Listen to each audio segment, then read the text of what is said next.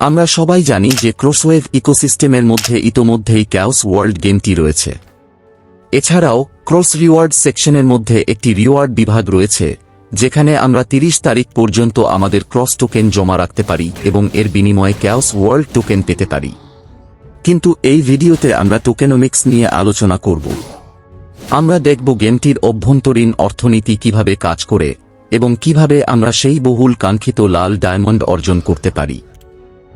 ভূমিকায় যেমন বলেছি, আজ আমরা ক্যাওস ওয়ার্ল্ডের টোকেনোমিক্স নিয়ে কথা বলবো। খুব গুরুত্বপূর্ণ বিষয় হল ক্যাওস ওয়ার্ল্ডের অর্থনীতি নিম্নলিখিতভাবে কাজ করে। আমরা গেম খেলে বিভিন্ন আইটেম অর্জন করব। সেই আইটেমগুলো বাজারে বিক্রি করতে পারব এবং সেগুলো বিক্রি হলে আমরা লাল ডায়মন্ড পাব। এরপর আমরা সেই লাল ডায়মন্ড আবার ব্যবহার করতে পারব অথবা সরাসরি ক্রস টোকেনে রূপান্তর করতে পারব।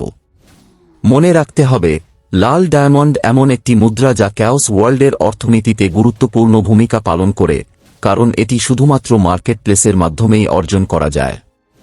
তবে এর মানে এই নয় যে এটি পাওয়া কঠিন। যেমন বলেছি, আমাদের শুধু ফার্মিং করে পাওয়া আইটেমগুলো বাজারে বিক্রি করতে হবে এবং বিক্রি সম্পন্ন হলে আমরা লাল ডায়মন্ড পাব। এখানে আমরা ক্যাওস ওয়ার্ল্ডের টোকেনোমিক্সের একটি বিশ্লেষণ দেখতে পাচ্ছি। প্রথমে আমাদের খেলতে হবে। এরপর আমরা গেমের ভেতরে বিভিন্ন আইটেম সংগ্রহ করব।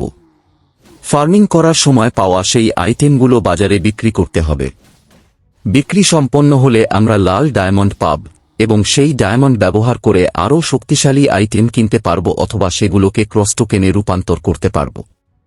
30 তারিখ থেকে আরেকটি সুবিধা চালু হবে। ক্রস রিওয়ার্ড সেকশনে এমন একটি পুল থাকবে যেখানে আমরা আমাদের ক্যাওস ওয়ার্ল্ড টোকেন জমা রাখতে পারব এবং এর বিনিময়ে আরও ক্যাওস ওয়ার্ল্ড টোকেন পুরস্কার হিসেবে পাব। বর্তমানে একটি পুল ইতোমধ্যেই রয়েছে, তবে সেখানে আমাদের ক্রস টোকেন জমা রাখতে হয় এবং বিনিময়ে ক্যাওস ওয়ার্ল্ড টোকেন পাওয়া যায়। ভবিষ্যতে 30 তারিখ থেকে এমন পুলও থাকবে যেখানে ক্যাওস ওয়ার্ল্ড টোকেন জমা রেখে একই টোকেন পুরস্কার হিসেবে পাওয়া যাবে। এটি গেমের ভেতরে অতিরিক্ত পুরস্কার অর্জনের একটি উপায়। টোকেনোমিক্সের বিশ্লেষণে ফিরে আসি। এই ব্যবস্থা ওয়েব 2 ব্যবহারকারীদের ডিজিটাল ওয়ালেট ছাড়াই লাল ডায়মন্ড ব্যবহার করে সম্পূর্ণভাবে গেম উপভোগ করার সুযোগ দেয়। অন্যদিকে ওয়েব 3 ব্যবহারকারীরা খুব সহজ প্রক্রিয়ার মাধ্যমে এই লাল ডায়মন্ডকে বিনিময়যোগ্য সম্পদে রূপান্তর করতে পারেন। এটিও গুরুত্বপূর্ণ যে মোট লাল ডায়মন্ডের বরাদ্দ 1 বিলিয়ন এবং এর বাইরে অতিরিক্ত কোনো ইস্যু করার পরিকল্পনা নেই। এখন আমরা ক্যাওস ওয়ার্ল্ডের টোকেনোমিক্সের স্থাপত্য নিয়ে আলোচনা করব। বিষয়টি খুবই সহজ ও যৌক্তিক। আমরা একটি আইটেম সংগ্রহ করি, সেটি ব্যবহার করি এবং পরে বাজারে লেনদেন করি। একবার বিক্রি হয়ে গেলে আমরা লাল ডায়মন্ড পাই। এরপর সেই ডায়মন্ড ব্যবহার করে নতুন সরঞ্জামের প্যাকেজ বা উন্নয়ন সামগ্রী কিনতে পারি অথবা সেগুলো মিন্ট করে ক্রস টোকেন পেতে পারি। মার্কেটের অর্থনীতি খুবই সহজ। ক্রেতারা লাল ডায়মন্ড ব্যবহার করে আইটেম কিনতে পারে আর বিক্রেতারা তাদের বিক্রির মাধ্যমে লাল ডায়মন্ড অর্জন করে।